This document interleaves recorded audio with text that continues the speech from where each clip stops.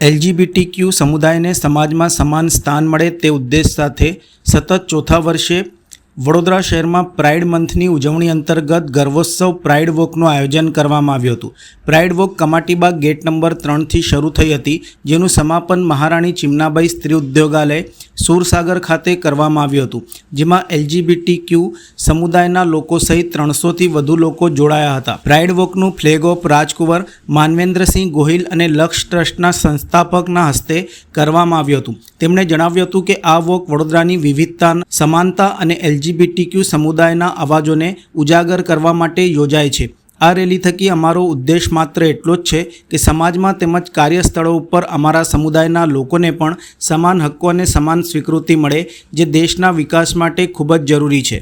मतलब अभी ना प्राइड मंथ चल रहा है, प्राइड मंथ ख़त्म हो जाएगा। प्राइड मंथ एक्चुअली जून महीने में होता है, बट हमारे अहमदाबाद में आपने सुना ही होगा कि विमान की दुर्घटना हुई है, उसके कारण हमने डेट एक्सटेंड की थी और आज हमारा प्राइड मंथ मतलब हमारी जो प्राइड मार्च है वो हम कर रहे हैं। और प्राइड मंथ करने का मोटो एक ही होता है कि लोग अवेयर हो, हमारे जैसे लोगों को एक्सेप्ट करें और दुनिया के अंदर में अच्छे से नाम बना सके।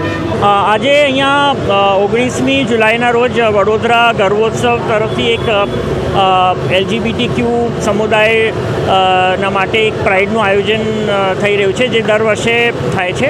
અને આ પ્રાઇડ કરવાનું કારણ છે કે આ સમુદાય એલજીબીટી સમુદાય આપણા જનસંખ્યામાં નાનું સમુદાય છે, તો પણ અમારી સંખ્યા કરોડોમાં છે અને આ સમુદાયને સાથે ઘણું બધું અન્યાય થઈ રહ્યું છે, એમની સાથે ભેદભાવ થાય છે, એમના માનવ અધિકારના ઉલ્લંઘન થાય છે। એટલે આ પ્રાઇડના જરીએ અમે સમાજમાં એક સંદેશ આપવા માંગીએ છીએ।